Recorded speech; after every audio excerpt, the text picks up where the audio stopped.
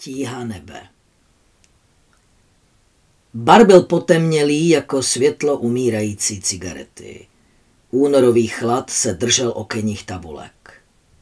Zdálo se, že venku svět neexistuje. Teplý vzduch z ošuntělého přímotopu praskal, sliboval pohodlí, ale dodával jen unavenou záři.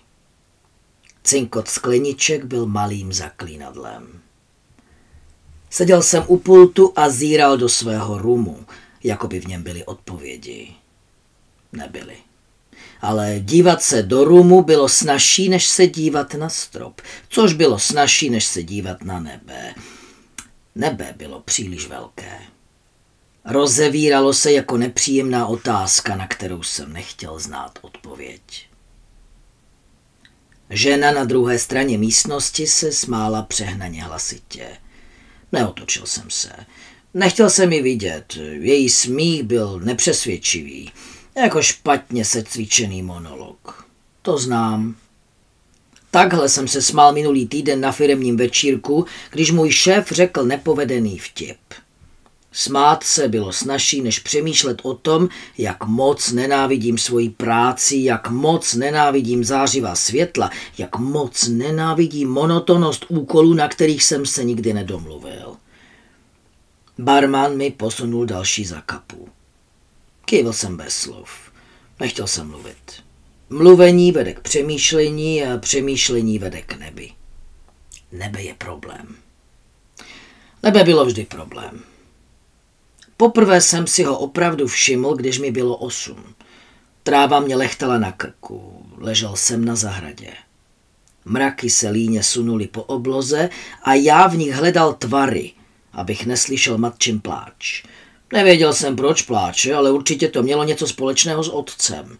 Snažil jsem se ignorovat její vzliky, otec ji uklidňoval, že už to bude. Pes, loď, obličej. Pak se nebe otevřelo, bez varování. Bylo bezedné. Prázdnota, která se táhla do nekonečna. Cítil jsem se malý, tak malý, jako by na mě vůbec nezáleželo. Utekl jsem dovnitř. Otec stál nalepený na mámě mezi šatní skříní a zdí. Měl rudý obličej a máma vyhrnuté šaty. Vysvětlil mi, že posouvají skříň a poslal mě pryč. Už jsem se na nebe takhle nikdy nepodíval. Byl jsem. Pití mi pomáhalo.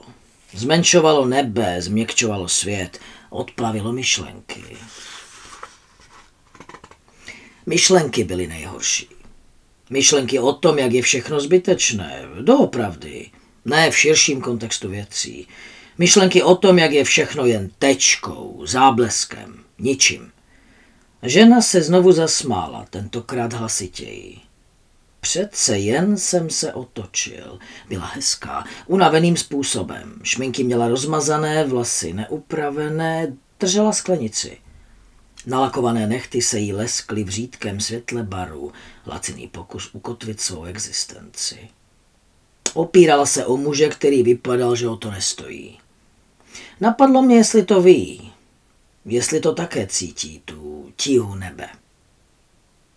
Potkal jsem ji před pár dny. Má velká měkká ňadra. Rozlila se jí pod svetrem a když mi ho kouřila, pleskala jí o hruď. Víc o ní nevím. Otočil jsem se zpět k rumu. Nechtěl jsem na ní myslet, ale pořád na sobě cítím její silný parfém. Mám ho zažraný ve svetru, nebudu ho prát. Nechtěl jsem myslet na nic.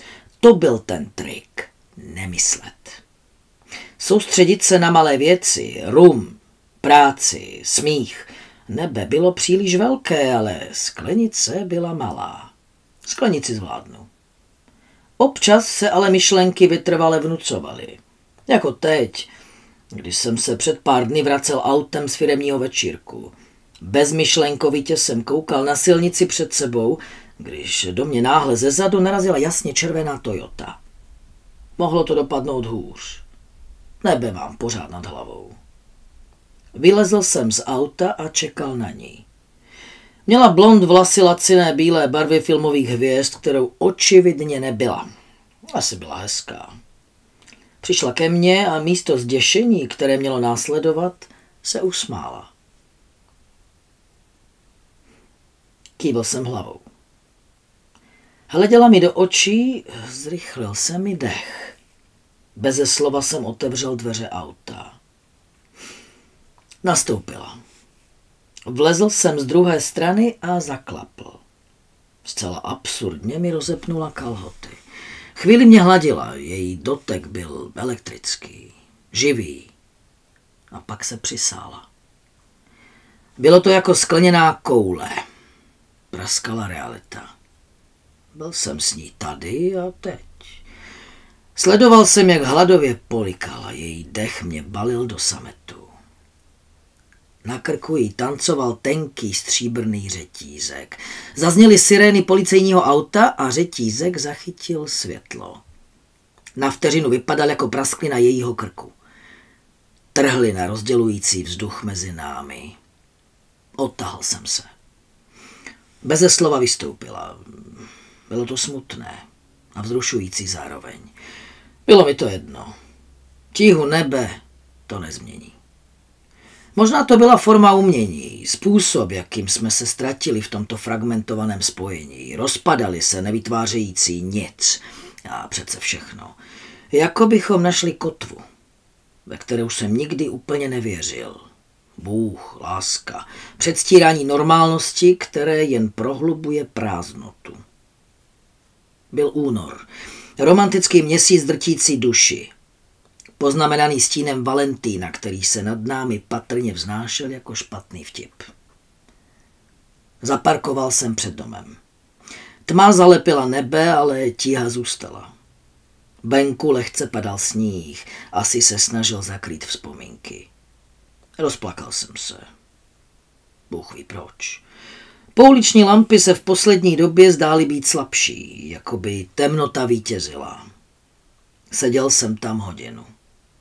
V ruce jsem svíral volant a snažil jsem se dýchat. Nikomu jsem to neřekl. Co bych řekl? Že se bojím nebe, že se bojím umřít, že se bojím žít. Každý má vlastní nebe, od kterého se musí distancovat. Seděl jsem u barového pultu. Zakapa se mi ztrácela ve tmě jako všechny úvahy. Žena u baru se znovu zasmála. Opět jsem se otočil a podíval se na ní. Hleděla na mě, v očích měla otázku. Zvedla sklenici na přípitek. Setkali se nám oči. Přemýšlel jsem, jestli to vidí, tu váhu nebe, strach, to věčné nic. Neměl jsem pro ní odpověď. Za chvíli to vzdala a odvrátila se. Okamžik byl pryč. Ve sklenici se ztratila veškerá tíha světa. Docházel mi rum.